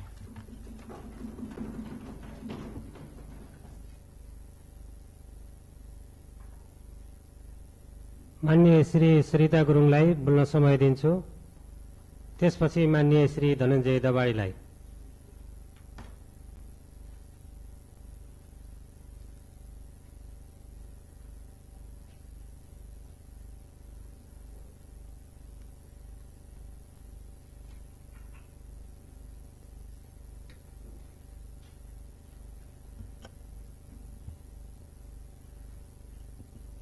माननीय सभामुखज्यू, यस ऐतिहासिक प्रदेश सभामा आफ्नो केही विचारहरू सहित प्रस्तुत हुन गइरहेको छु। माननीय सभामुखज्यू, नेपाली जनताको त्याग, तपस्या र बलिदान पछि देशमा संघीयता लोकतान्त्रिक गणतन्त्र नेपालको स्थापना भइसकेको छ। त्यसैगरी माननीय सभामुखज्यू, वर्तमान अवस्थामा मुलुक ज्यादै विषम परिस्थितिमा गुज्रिरहेको छ। आज हामी नेपाली जनता किन यस्तो राजनीतिक भुमारीमा फस्न पर्ने कारणहरू के छ भने देशको सामान्य प्रधानमन्त्री केपी शर्मा ज्यूले 2077 पुस 5 गते देशको मूल कानूनलाई बिर्सिएर कुल्चेर असंवैधानिक कदम चाल्नुभयो। प्रदेशले यस्तो कदमलाई ठिक मान्दै त्यो असंवैधानिक कदमलाई साथ दिँदै अगाडि बढेको कारणले गर्दा आज यो देशका जनताहरू राजनीति भुमारी सँगसँगै गण्डकी प्रदेश पनि अछुतो रहन सकेन। मान्य सभामुखज्यू, नेपालको संविधानमा 3 तहको सरकारको व्यवस्था गरिएको छ। प्रदेश सरकारले, मलाई लाग्छ प्रदेश सरकार 3 तहको सरकार मध्ये प्रदेश सरकारले आफ्नो प्रदेश बनाउने साथै संघ सरकार र स्थानीय सरकारसँग समन्वय गरी मध्यस्थकर्ताको भूमिका निर्वाह गर्नुपर्थ्यो। किनभने यो नेपालको संविधानमा 3 तहको सरकार बनिसकेपछि केन्द्र, प्रदेश र स्थानीय तह भइसकेपछि पक्कै पनि प्रदेश बीचमा बसेर एउटा मध्यस्थकर्ताको भूमिका निभाउनु पर्थ्यो र त्यसमा निभाउनु पर्नेमा र आफ्नो काम कर्तव्य सबैले भुलेर हो भन्ने काम कर्तव्यलाई भुलेको छ। तर यस्तो कहीँ कतै पाउन सकेन। प्रदेश सरकारले आफ्नो एउटा मध्यस्थकर्ताको भूमिका गरिरहेको चाहिँ हामीले र त्यो निभाइरहेको देखिएन। यो देशमा संहिता लागू भइसकेको जनताले महसुस गर्ने अवस्था नै भएन। देशको शासन प्रणाली केन्द्रीकृत रह्यो, नेपालमा संहिता जोखिममा रह्यो र देशमा 2/3 सरकार रहेको जनताले अनुभवै भएन र जनताले कुनै प्रकारको महसुस नै भएन र कुनै प्रकारको एउटा त्यस्तो अवस्था रहेन। मान्य सभामुखज्यू, देशको मूल कानून भनेको संविधान हो। यो कुरा हामी सबैलाई थाहा छ। नेपालको संविधान धेरै जनताको रगत र पसिना बलिदानबाट आएको संविधान हो। त्यस्तो देशको मूल कानूनलाई नै मूल कानून भएको हो र संविधान नरहे यहाँ के रहन्छ भन्ने हाम्रो कल्पना भन्दा बाहिरको विषय भएको हुँदा अब हामीले संविधानको रक्षा गर्नु छ। देश र जनतालाई हित हुने काम गर्नुपर्ने जरुरी अवस्था आएको हुनाले यस गरिमाय सभामा मान्य सभामुख मार्फत हामी यो परम्परागत केन्द्रीकृत र एउटा आफ्नो भूमिकालाई बिर्सेर असंवैधानिक कदमलाई संरक्षण गरिरहेको प्रदेशले देखेको हुनाले यस गरिमाय सभामुख मार्फत हामी परिवर्तन चाहन्छौँ भन्दै बिदा हुन्छु। धन्यवाद। जय नेपाल।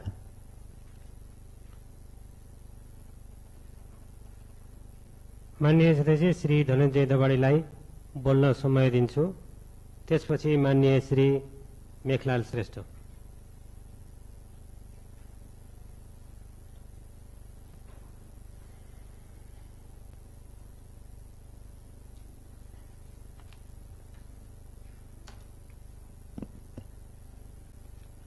सभामुख महोदय, अविश्वासको प्रस्ताव पेश गरिएपछि त्यसका सन्दर्भमा आफ्ना विचारहरू राख्न उपस्थित भएको छु। आज वैशाख 13 गते पूर्व प्रधानमन्त्री श्रद्धेय मनमोहन अधिकारीको स्मृति दिवस नै पारेर हिजो मनमोहन अधिकारीको सत्तालाई विस्थापित गर्नका निमित्त जे हरकतहरू गरिएका थिए संसदभित्र र सडकबाट, त्यही हरकत यो लोकप्रिय सरकारलाई अपदस्थ गर्ने गरी प्रस्तुत भएको छ। अविश्वास प्रस्ताव प्रस्तुत भएको छ। यसले इतिहास त्यही त होइन, दोहोरिँदैन, तर इतिहासले फरक रूपमा पनि आफ्नो स्वरूप प्रकट गर्छ भन्ने तथ्यलाई उजागर भएको छ। अविश्वासको प्रस्ताव राखिरहनुभएका मान्यज्यूको विचार सुनिसकेपछि मलाई मेरो गाउँघरको एउटा कथा भन्नु मन लाग्यो।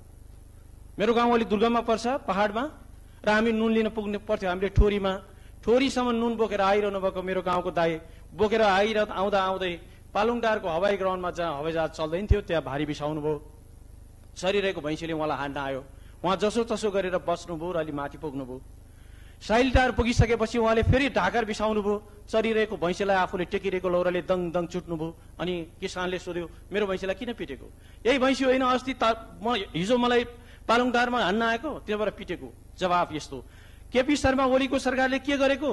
केपी शर्मा ओलीको सरकारले सम्मान्य प्रधानमन्त्रीका गतिविधिका आधारमा पृथ्वीशुभा गुरुङको सरकारलाई, मुख्यमन्त्री पृथ्वीशुभा गुरुङलाई छुट्टी लिएर न्याय पाइन्छ? छुट्टी लिएर लोकतन्त्र सबल हुन्छ? छुट्टी लिएर संहिता बलियो हुन्छ? छुट्टी लिएर तपाईँले गरेको तपाईँको शरीरमा बोकेका गोलीका छर्राहरू निस्किन्छन्? निस्किन्न। मान्यज्यू, तपाईँले ठिकै भन्नुभयो, यो दृष्टिकोणकै कुरा हो। दृष्टिकोणको कुरा यस अर्थमा कि इतिहासले प्रमाणित गरेको छ उग्रपन्थी र दक्षिणपन्थीहरूको मोर्चा एउटै हुन्छ। एउटै मोर्चाबाट लड्छन् र तिनले लोकतन्त्रका विरुद्धमा, तिनले स्वतन्त्रताका विरुद्धमा, तिनले जनताको विरुद्धमा हरेक हरकतहरू गर्छन् भन्ने कुरा इतिहासले बारम्बार पुष्टि गरेको छ। यो कोरोना उन्जेल त तपाईँ मास्क लगाएर हिँड्नु होला, त्यसपछि तपाईँले जनतालाई के जवाब दिनुहुन्छ? एउटै घोषणापत्र, एउटै निर्वाचन घोषणापत्र, एउटै मोर्चाबाट लड्नुभयो। हिजोसम्म सरकारमा बस्नुभयो, सरकारमा रहनुभयो, सरकार स्थिर बनाउने कुरा गर्नुभयो, समृद्धिका कुरा गर्नुभयो, अनि आज मोटर चढ्न होइन भनेर म्याउ गर्नुहुन्छ? तपाईँको म्याउ मोटर चढ्नका लागि हो, झण्डा हल्लाउनका लागि हो, तपाईँको अराजकता हो। यो अराजकतापूर्ण गठबन्धनले लोकतन्त्रलाई बलियो बनाउँदैन, लोकतन्त्रलाई सुदृढ गर्दैन। सबले बुझेकै छन् संविधानमा व्यवस्था छ, बहुमत प्राप्त दलको नेता मुख्यमन्त्री हुन्छ। संविधानमा व्यवस्था छ, त्यही दलहरूले आफ्नो सरकारको नेतृत्व गर्छन्। यो त सबैले पढेकै कुरा हो। तपाईँले संवैधानिक काम गर्ने भनेर भन्दिनुहुन्छ। संविधानमा हिजो हामीले भनेको के? हामी स्थिर सरकार दिन्छौँ भनेको होइन, हिजोको परम्परा दोहोऱ्याउँदैनौँ भनेको होइन। तर तथ्यलाई हेर्नुहोस् त, 2048 सालपछि 29 पटक सरकार गठन भएको छ। 11 जना प्रधानमन्त्री भएका छन्, 800 जति मन्त्री भए। तपाईँ त्यही बाटो हिँड्न लाग्नु भएको? बारम्बार मन्त्री बदल्ने, बारम्बार सरकार बदल्ने, अनि अस्थिरताको बिउ रोपेर अस्थिरता र अराजकताबाट लोकतन्त्रको सुदृढीकरण हुँदैन। यसकारण अराजकता लोकतन्त्रको जननी होइन। लोकतन्त्रमा अराजकतालाई छुट हुँदैन, लोकतन्त्रमा अराजकता स्वीकार्य हुन्न भन्ने कुरा चाहिँ हामीले बुझ्नुपर्दछ, जान्नुपर्छ। चुनावमा सँगै लड्ने, घोषणापत्र प्रतिबद्ध एउटै गर्ने, सरकार छोड्ने, कुरा क्रान्तिका गर्ने, वामपन्थ गर्ने, प्रगतिशीलता गर्ने, संहिताका गर्ने, 60 घण्टा गठबन्धन चाहिँ दक्षिणपन्थसँग गर्ने। यसकारणले नामका वामपन्थी, कामका दक्षिणपन्थी भनेको यो प्रवृत्ति हो। यो प्रवृत्ति प्रश्न नहुँदासम्म नेपालमा लोकतन्त्र पनि सुदृढ हुन्न, नेपालमा गणतन्त्रले पनि आफ्नो सुदृढताको बाटो तय गर्दैन। त्यसकारणले यही कुरालाई सबै मान्यहरूले मनन गर्नुपर्छ भन्ने मेरो आग्रह छ। रहरले वास्तविकताको प्रतिनिधित्व गर्दैन। वास्तविकताको तस्बिरको उदाहरण तपाईँको मनमा पलाएको रहरले, तपाईँको मनमा उब्जेको रहरले वस्तुगत अवस्थाको प्रतिनिधित्व गर्दैन, मनोगत अवस्थाले क्रान्ति गर्दैन भन्ने कुरा तपाईँले भोगेर आउनु भएको छ, बेहोरेर आउनु भएको छ, र तपाईँको मनोगत आग्रहले मुलुकले क्षति बेहोरेको छ भन्ने सत्य पनि स्वीकारेर आउनु भएको छ। संहिताको कुरा गर्नुभएको छ, सबै अविश्वास प्रस्ताव राखिरहने मान्यले संहिताको कुरा गर्नुभएको छ, सुदृढ गर्छु भन्नुभएको छ। अनि पोखरामा घाम लाग्यो भनेर काठमाडौँको छाता ओढ्नु भएको छ। यो संहितालाई सुदृढ गर्ने कुरा यसरी सम्भव छ? तपाईँले अविश्वास प्रस्ताव प्रधानमन्त्रीको विरुद्धमा ल्याएको कि मुख्यमन्त्रीको विरुद्धमा? गण्डकी प्रदेश सरकारको विरुद्धमा ल्याएको नेपाल संघीय सरकारको विरुद्धमा गण्डकी प्रदेश सरकारले के काम गरेन के काम भएन भन्ने कुरा बताउनु पर्दैन। तपाईँ सुशासनको गफ दिनुहुन्छ, तपाईँको विगतबाट देखिन्छ नि सुशासन। तपाईँले कसरी सुशासन गर्नुभयो भन्ने कुरो, सपनालाई, विश्वासलाई, जनमतलाई, मलामीलाई जानेहरूले सहकार्य गरेर कसरी जनतासहित हनिमुन मनाउनुहुन्छ, आउने दिनले त पुष्टि नै गर्नेछ। जनताको सपनालाई, जनताको चाहनालाई, जनताका विश्वासलाई मलाममा लैजाने काम गर्नुहुन्न। लोकतन्त्र भनेको आवेग होइन, अधैर्यता होइन, बदलाभाव होइन, यी लोकतान्त्रिक गुण र चरित्र होइनन्। लोकतान्त्रिक गुण र चरित्र योभन्दा फरक हुन्छन्, पृथक हुन्छन्। फरक र पृथक चरित्रमा उभिन सकिएन, लोकतान्त्रिक हुन सकिएन भने गीत लोकतन्त्रको गाएर के हुन्छ? कम्मल ओढेर घिउ खाने चरित्रलाई छोडिदिनुहोस्। जुन वृक्षमा चढेको छ, जहाँ बसेको जुन जुन फल खाएको छ, जुन वृक्षमा मचिएको छ त्यही नचिन्ने ढाल्ने प्रवृत्ति दया लाग्दो छ। टिट लाग्दो अनुहार बोकेर कसरी गर्नुहुन्छ सहयात्रा? कसरी मिल्छ उग्रपन्थ र दक्षिणको सहयात्रा? कसरी हुन्छ सबल लोकतन्त्र? यो अपवित्र गठबन्धन हो। अपवित्र गठबन्धनबाट यो प्रस्ताव आएको कारणले यो प्रस्ताव फेल हुनु जरुरी छ। आज विचारहरू छोडेर, आज आफ्ना विश्वासहरू छोडेर, जनतासँग गरेका प्रतिबद्धताहरू छोडेर अनि लोकतन्त्रका गफ दिने, लोकतन्त्र तपाईँको व्यवहारमा प्रमाणित हुनु पर्दैन, तपाईँको चरित्रमा अनुवाद हुनु पर्दैन, तपाईँको चरित्रले त्यो पुष्टि गर्नु पर्दैन। तपाईँले जनताका विश्वासहरूलाई जितेका, जनताका जनमतहरूलाई जितेका, जनतासँग गरेका वाचा र विश्वासहरूलाई बोक्नु पर्दैन कि जनता भनेका क्षणिक प्रयोग गर्ने साधन मात्रै हुन्? आज प्रयोग गरे भोलि फाल्दिने यस्तो हुन सक्छ? जनताप्रति गरिएका विश्वासलाई धोका दिन सकिन्छ र? गीत चाहिँ गाउने जातीय मुक्तिको, गीत चाहिँ गाउने जातीय राज्यको, गीत चाहिँ गाउने संहिताको, गीत चाहिँ गाउने संहिता बलियो बनाउने अनि अविश्वास प्रस्ताव ल्याउने एउटा जनजातिको छोरो मुख्यमन्त्री भएको, एउटा जनजातिको छोरो सबल भएको देख्न नसक्ने कस्तो गाउनुहुन्छ? कस्तो यात्रा पार गर्नुहुन्छ? सभामुख महोदय, म आफ्नो कुरालाई एकदम टुङ्गोमा छुट्याउन चाहन्छु। केही कुरा मेरो गाउँघरतिर छन्, म सूत्रमा मात्रै भन्न चाहन्छु, म समय छैन। निल्न त निलेश कान्छा, हँसिया भोलि बिहान चाल पाउलास् भन्छन् मेरो गाउँघरतिर। अविश्वास प्रस्ताव राखिरहनु भएको मुख्यमन्त्रीको प्रस्तावित उम्मेदवारले यो कुरालाई स्मरण गर्नुहोला पनि मेरो आग्रह छ।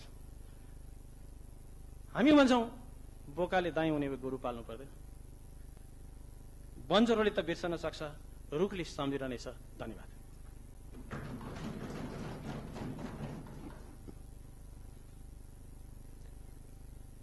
माननीय श्री मेघलाल श्रेष्ठलाई बोल्न समय दिन्छु। त्यसपछि माननीय श्री ललित कला गुरुङ।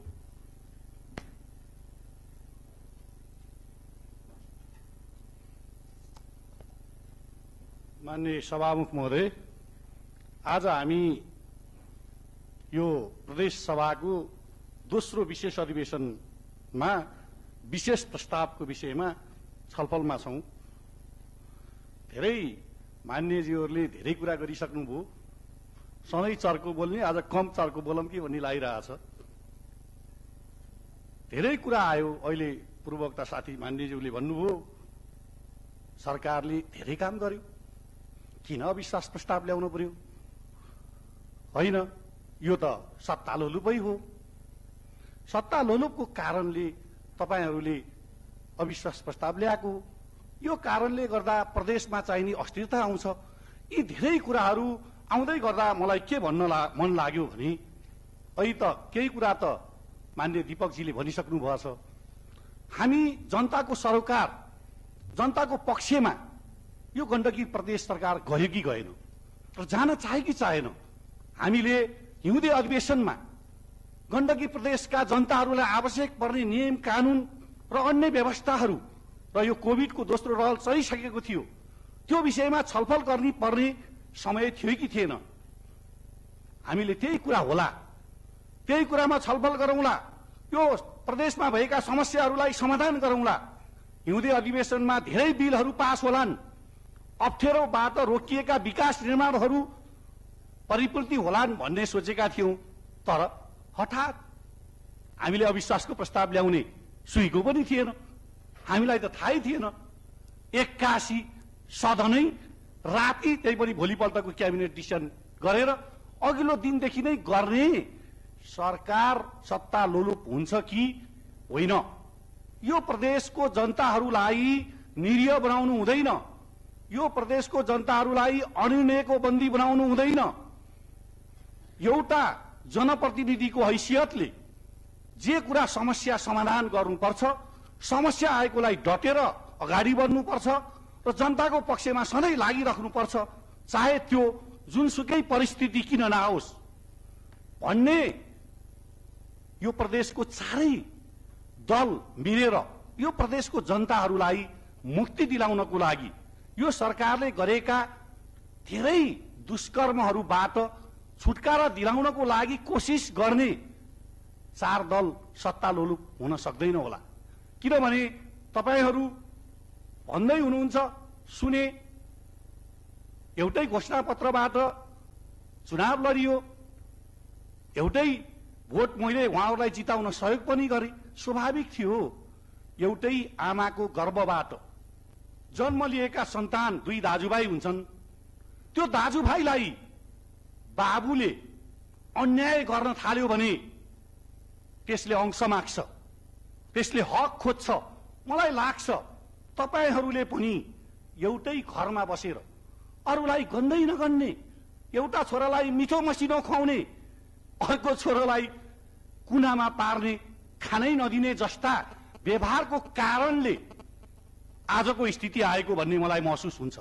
हामीले गण्डकी प्रदेशमा प्रतिपक्ष भए पनि सकारात्मक रूपमा जनताको विकास गर्नको लागि र यहाँको गण्डकी प्रदेशलाई उज्जवल बनाउनको लागि प्रतिपक्षमा बसेर पनि सहसत्ता पक्षको भन्ने एउटा आरोपलाई खेप्दै हामीले सहयोग गरेका थियौं। हामीले सरकारलाई भन्यौं, जनताको स्वास्थ्य सबभन्दा ठूलो कुरो हो, भ्रष्टाचार न्यून गर्नु, शून्य गर्नु सरकारको कर्तव्य हो, सरकारले सुशासन दिनु पनि कर्तव्य हो। तर मुखले बोलेर मात्रै हुँदैन। म यही रोस्टमबाट भन्ने गरेको छु, भनिदिनुहोस् यो 3 वर्षको दौरानमा यो सरकारले देखिनी गरेर के काम गर्यो? हैन, यति धेरै पिच गर्यौं, यति धरहरा पनि उद्घाटन भयो, मेलम्च पनि आयो, अरू धेरै योजनाहरू आए, तर सुरु कहिले भएको थियो? सुरु गर्न पर्यो नयाँ सरकारले। के नयाँ योजनाहरू यो सरकारले गण्डकी प्रदेशमा सुरु गरेको छ 3 वर्षमा? हो, धेरै पिचहरू भए, त्यो पिचहरू भत्केका मात्रै थिए, त्यसलाई टालटुल गरिएको। धेरै बाटोहरू खनियो, त्यो डोरेटो गोरेटो भइसकेको थियो, खाली फराकिलो मात्रै बनाइएको। धेरै पुलहरू, नीति निर्माणको कुरा हुन्छ। सरकारले गर्ने नीति बनाउने हो, सरकारले व्यापार गर्ने होइन, सरकारले सहजीकरण गर्ने हो, सरकारले भात खुवाइदिने होइन, पकाइदिने होइन, त्यसको लागि व्यवस्थापन गरिदिने हो। तर हामीले यो सरकारलाई धेरै पटक भन्यौं, धेरै पटक आग्रह गर्यौं, विशेष अधिवेशनको माग गर्यौं, त्यसमा हामीले संकल्प प्रस्तावदेखि सार्वजनिक जरुरी महत्त्वको प्रस्तावसम्म पास गर्यौं। खै त ती कुराहरू कहाँ पुगे आज? यिनै कारणले गर्दा आजभन्दा पहिला भर्खरै नेपालमा प्रवेश गरेको कोभिड, त्यो बेलामा एउटै बाउको 2टा छोरा जस्तो गरेर यो सरकार चलाउँदा त जनताहरूलाई स्वास्थ्यबाट सुरक्षित बनाउन सकेन यो सरकारले, महँगाई नियन्त्रण गर्न सकेन, भ्रष्टाचार रोक्न सकेन, सुशासन दिन सकेन। तर अहिले त बाउले हेला गरेको कारणले आफ्नो अंश खोजेर छुट्टिसकेको निरीह एउटा छोराले अहिले आएको भयावह स्थितिमा यो सरकार गण्डकी प्रदेशका जनताहरूलाई अहिलेको स्वास्थ्य, अहिलेको शिक्षा, अहिलेको बेरोजगार र अहिलेको महँगाई र बेरोजगारी समस्याबाट समाधान गर्न सक्दैन। प्रदेशलाई निरीह बनाउनु हुँदैन। यो प्रदेशका जनताहरूले हाम्रो सेवाको लागि, हाम्रो रक्षाको लागि, लोकतन्त्र संविधान कार्यान्वयन गर्नको लागि हामीलाई यहाँ पठाएका थिए। त्यसै भएको हुनाले आज हामी यो गण्डकी प्रदेशमा सबै प्रतिपक्ष एकै ठाउँमा, जो नेपालमा आफूलाई सच्चा कम्युनिस्ट पार्टी भन्नेदेखि नेपाली जनताको हक र अधिकारको लागि जनयुद्ध, सशस्त्र युद्ध गर्दै फेरि जनताकै हक र अधिकारलाई शान्तिमा कायम गराउन साहस राख्ने एउटा नेकपा माओवादी केन्द्र र जसपा लगायत नेपाली कांग्रेस जस्तो लोकतान्त्रिक पार्टीले, जसले देश र जनता र त्यो जनताको समस्या समाधान गर्नको लागि सधैँ आफूलाई अग्रभागमा होइन, नेपाली जनतालाई त्यो समस्याबाट समाधान गर्नको लागि जनतालाई निकास दिनको लागि चाहे त्यो 2007 साल होस्, चाहे त्यो 2033 साल, 36 साल, 46 साल हुँदै 62-63 को जनआन्दोलन या सशस्त्र आन्दोलन सबैलाई शान्ति प्रक्रियामा सहजतापूर्वक ल्याएर नेपालमा लोकतान्त्रिक संविधान लागू गरेर सिस्टम बचाउनको लागि, संविधान कार्यान्वयन गर्नको लागि आफू चुनाव हारेर ठूलो कुरो होइन। देशमा संविधान बस्नु पर्दछ, लोकतन्त्र स्थायित्व हुनु पर्दछ भन्ने मान्यता राख्ने नेपाली कांग्रेसको नेतृत्वमा आज प्रदेश जनताहरूको समस्यालाई समाधान गर्नको लागि, यो प्रदेशमा भए गरेका घटनाहरूलाई जागरुक गर्नको लागि आज नेपाली कांग्रेसको नेतृत्वमा चारै दलको सहमतिमा कुनै पनि लोभ लालच नगरिकन, लोभ लालच भएको भए धेरै लोभ लालच आएको हुन सक्थ्यो, आउँथ्यो होला, तर जुन पार्टी आज चारै दल एकै ठाउँमा बस्न तयार भएको छ उहाँहरूको इतिहास पढ्नको लागि म आग्रह गर्न चाहन्छु। उहाँहरूले आफ्नो ज्यानको बाजी लगाएर नेपाली जनताको लागि, समाज परिवर्तनको लागि लड्दै गर्दा पनि होइन, हामी लडेर मात्रै बिन्दुमा पुगिँदैन। हामीले नेपाली जनतालाई समयमा साथ दिनुपर्दछ, शान्तिमा आउनु पर्दछ। जनताको समस्या सबभन्दा ठूलो कुरो हो। हामीले कुरा उठायौं, कुरा सुने, त्यही कारणले हामी फेरि शान्ति प्रक्रियामा आउन पर्छ भन्ने एउटा महान शक्ति आज हामीसँग सहकार्य गरेका छौं। खाली त्यो कुनै पदको लागि होइन, पद मात्रै चाहिने भए मेरो विचारमा उहाँहरू कुनै दलसँग मिलेको भए अझै धेरै लोभ लाग्दा पदहरू नपाउनु भएको होइन जस्तो मलाई लाग्छ। खाली हामीले त यो प्रदेशलाई अहिलेको परिस्थितिमा प्रदेशको जनताहरूलाई यो समस्याबाट समाधान गर्नुपर्दछ। दाजुभाइ छुट्टियौं, अहिले मैले भने हामीले कसैले तितो मान्नु पर्दैन। दाजुभाइ अंश लिएर छुट्टिन्छ, तर दशैंमा, चाडबाडमा, बिहा वर्तमानमा हामी फेरि दाजुभाइ मिलेर बस्ने हो। मलाई विश्वास छ यो समय चक्रले, संविधानको धाराले हामीहरूलाई यही स्थितिमा पुर्याएको छ। फेरि आउँदो दिनहरूमा प्रदेशको विकासको लागि, प्रदेशको निकासको लागि, यहाँको जनताहरूलाई उत्थान गर्नको लागि हामी सबै गण्डकी प्रदेशका 60 जनै मान्यज्यूहरू एकै ठाउँमा उभियौं। मुख्यमन्त्रीज्यूले देखिसक्नु भएको छ, मेरो विरुद्धमा 31 जना मान्य पुगिसक्नु भएको छ। सौहार्द वातावरणमा उहाँले बाटो खुला गरिदिएर फेरि आउँदो दिनहरूमा हामी 60 जना नै हाँसी हाँसी खुसी खुसी यो प्रदेशको विकास र उत्थानको लागि सँगै हातमा हात, काँधमा काँध मिलाएर अगाडि बढ्ने वातावरण पक्कै पनि बनाउनुहुन्छ भन्ने विश्वास गर्दै अविश्वासको प्रस्तावको पक्षमा मेरो र मेरो दलको समर्थन छ भन्ने जनाउ दिँदै बिदा हुन्छु। धन्यवाद। जय नेपाल। माननीय श्री ललित कुला गुरुङलाई बोल्न समय दिन्छु।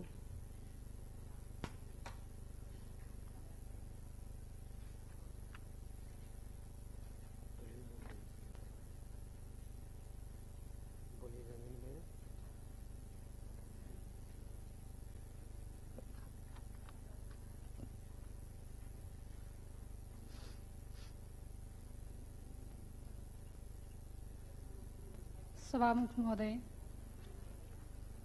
गण्डकी प्रदेश सरकारका विगतका कार्यहरूको समीक्षा गर्दै यस प्रदेशको समग्र विकास, विपन्न तथा वञ्चितमा परेका वर्गको समृद्धि र देशकै सुशासन युक्त प्रदेशका रूपमा गण्डकी प्रदेशलाई स्थापित गर्नका लागि विकल्पको खोजी गर्ने क्रममा आज हामी यस विशेष प्रदेश सभा बैठकमा सहभागी भइरहेका छौं। प्रथमतः यस विशेष सभामा समृद्ध सुशासित गण्डकी प्रदेश निर्माणको मार्ग खोल्नको लागि उत्साहित भएर पाल्नुभएका सम्पूर्ण माननीय ज्यूहरूमा नेपाली कांग्रेस एवं मेरो व्यक्तिगत तर्फबाट जय नेपालको हार्दिक अभिवादन टक्राउन चाहन्छु। हामी सबैलाई विदितै छ आज देशमा केन्द्रित केन्द्रदेखि स्थानीय तहसम्म भ्रष्टाचार संस्थागत भएको छ। विकास भौतिक रूपमा नभई प्रचारमा सीमित भएको छ। विकास निर्माणमा भ्रष्टाचार उच्च छ। विकासका नाममा सत्तारूढ दलका कार्यकर्ता पालन पोषण भइरहेको छ। विकास आयोजनाको दिगोपनामा कसैको ध्यान छैन। कसरी कहिले रिबन काट्ने, उद्घाटन गर्ने र भाषण फ्लाग्ने भन्नेमा आज सत्ता केन्द्रित छ। गरिब तथा वञ्चितमा परेका वर्गहरूको जीवन समृद्धितर्फ नभई अवनतितर्फ उन्मुख छ। हत्या, हिंसा र बलात्कार जस्ता अपराधहरूले इतिहासमै अग्रता हासिल गरेका छन्। सुशासन भन्ने कुरा भाषणमा सीमित भएको छ। समग्रमा नेपाली जनताको भविष्य उच्च ऋण भार टाउकोमा बोक्दै अन्यलतातर्फ उन्मुख भएको छ। सभामुख महोदय, आज देशमा कोभिड संक्रमणको दोस्रो तेस्रो लहर आइरहेको छ। छिमेकी देश भारतसँगै नेपालका पश्चिमी क्षेत्रमा कोभिड संक्रमण नियन्त्रण बाहिर गइसकेको छ। सर्वसाधारण जनता मात्र होइन, दर्जनौं स्वास्थ्य कर्मीहरू कोभिड संक्रमणबाट प्रभावित भइरहेका छन्। अस्पतालमा बेड छैन, अक्सिजन छैन, उपचारको लागि औषधि छैन। त्यति मात्र नभई स्वास्थ्य कर्मीको लागि शरीरमा लगाउन पीपीई सेट छैन, हातमा लगाउने पन्जा छैन अनि मुखमा लगाउन सर्जिकल मास्क समेत छैन। तर सरकार कोभिड व्यवस्थापन गरी जनताको प्राण रक्षातर्फ ध्यान दिएको छैन। आफ्नै निर्णय निर्देशनलाई लत्याउँदै अपुरा आयोजनाको अंशको समुद्घाटन गर्न दौडिरहेको छ। 25 जना भन्दा बढीको भेला नगर्न सरकारले आह्वान गर्दछ। त्यसैले लत्ताउँदै देशका सम्माननीय प्रधानमन्त्रीज्यू सयौं मानिसहरूलाई भेला गरेर अपुरो धरोहर क्षेत्रको समुद्घाटन गर्नुहुन्छ र चर्को भाषण दिनुहुन्छ। मलाई लाग्छ अहिले कोभिड संक्रमणको वृद्धिमा सत्तारूढ दलले भूमिका खेलिरहेको छ। मलाई याद आइरहेको छ, पहिलो लहरको बीच सुस्त अवस्थामा रहेको मानिसको भेला, बैठक, सभा, सम्मेलनलाई पनि सम्माननीय प्रधानमन्त्रीज्यूले नै सङ्खुवा सभामा सयौं मानिस जम्मा गरी खुवाउनु भएको थियो। तत्पश्चात क्रमशः कोभिड संक्रमणको गति पुनः बढ्न थालेको थियो। केही समय पहिले नेपालको संविधान 2072 को विपरीत प्रतिनिधि सभा विघटन गरी विधिको शासनको धज्जी उडाएका प्रधानमन्त्रीले सम्मानित सर्वोच्च अदालतबाट उक्त कदम गैर संवैधानिक ठहर गरी प्रतिनिधि सभा पुनर्स्थापना गरे पश्चात पनि नैतिकताको आधारमा राजीनामा दिई मार्ग प्रशस्त गर्नुपर्नेमा नैतिक धरातललाई बेवास्ता गर्दै सत्ताको चरम दुरुपयोग गरिरहनु भएको छ। आफ्नै दललाई समेत एकबद्ध बनाएर अगाडि लैजान असफल नेतृत्वबाट विपक्षी दल र जनताले धेरै अपेक्षा गर्नु मूर्खता हो जस्तो मलाई महसुस भएको छ। केन्द्रीय सरकार मात्र होइन, सभामुख महोदय, आज गण्डकी प्रदेश सरकार पनि यसै कठपुतली बनेको छ। प्रदेशमा विकास निर्माण सुस्त गतिमा अगाडि बढेका छन्। जनताको सरकारको विषय प्रदेश सरकार देख्दैन, बुझ्दैन र काम पनि गर्दैन। संघीय सरकार र स्थानीय सरकार बीचको मध्यस्थकारी भूमिकामा गण्डकी प्रदेश सरकार पूर्ण प्रभावहीन देखिएको छ। प्रदेशका जनतालाई सरकारले सुशासनको अनुभूति दिलाउन सकेको छैन। प्रदेश सभा गठन भएको यतिका अवधि पुग्दा पनि सरकारको लागि आवश्यक कानून निर्माणका लागि सरकारले भूमिका खेल्न सकिरहेको छैन। सरकारले खेल्नुपर्ने भूमिकाको अभावमा कतिपय प्रदेश सभा बैठकहरू भूमिकाविहीन भएका छन्। प्रदेशका विभिन्न मन्त्रालय विभागहरूलाई सरकारले चुस्त दुरुस्त बनाउन सकिरहेको छैन। प्रदेशका सरकार र जनप्रतिनिधिहरूलाई कर्मचारीबाट अटेर गर्ने परिपाटी बढ्दो छ। प्रदेशको बजेटमा अगाडि बढाइएका विकास आयोजनाहरूमा चरम अनियमितता भएका जनगुनासाहरू आउने गरेका छन्। कतिपय स्थानीय सरकारसँग प्रदेश सरकारले सद्भाव समेत कायम गर्न सकेको छैन। प्रदेश सरकार र यसका मन्त्रीज्यूहरू स्थानीय सरकारसँग प्रतिस्पर्धीको रूपमा पौठाबाजी गरिरहेको समेत देखिएको छ। सभामुख महोदय, प्रदेश सभामा विपक्षी दललाई अत्यन्त उपेक्षित गरिएको छ। हरेक कुरामा बहुमतीय प्रक्रियाको माध्यमबाट निर्णयार्थ लैजाँदा दलीय आँखामा देखिएका कुराहरू बाहेक जनप्रतिनिधिले देखेका स्थानीय तहका जनताका समस्या र पीडाहरूको सम्बोधन हुन सकेको छैन। कोभिड संक्रमण हाम्रो प्रदेशमा समेत व्यापक हुँदै आएको छ। हिजो मात्र पर्वत जिल्ला अस्पतालमा कोभिडको कारण 1 जनाले ज्यान गुमाएको खबर छ। दिनहुँ देशमा 2000 भन्दा माथिको संख्यामा कोभिड संक्रमण देखिएको छ र 2 दर्जनको संख्यामा दैनिक जनताले ज्यान गुमाइरहेका छन्। तर केन्द्रीय सरकार जस्तै गण्डकी प्रदेश सरकार कोभिड व्यवस्थापनतर्फ जागरुक भएको छैन। सत्ताको धोती समातेर मुखदर्शक बनी हेरिरहेको छ। यही अवस्था रहने हो भने निकट भविष्यमा हामी पीडामा बस्नुपर्ने सुनिश्चित छ। गण्डकी प्रदेशको विकास निर्माणलाई सुस्तताको साथ अगाडि बढाउँदै गरिब तथा वञ्चितमा परेका जनताको समस्यालाई सम्बोधन गर्दै सुशासनयुक्त गण्डकी प्रदेश निर्माणका लागि वर्तमान सरकार असक्षम प्रमाणित भइसकेको छ। अत नेपाली कांग्रेसको नेतृत्वमा यस सरकारप्रति अविश्वासको प्रस्ताव दर्ता भइसकेको र सो माथि छलफल गर्न यस प्रदेश सभाको विशेष बैठक आह्वान भएको हामी सबैलाई विदितै छ। यस बैठकमा सरकारले आफ्नो प्रतिरक्षा गर्न हर पहल गर्नेछ, केही भ्रमहरू थप्ने प्रयास गर्नेछ अनि असम्भव भविष्यका सपनाहरू बाँड्ने प्रयास गर्नेछ।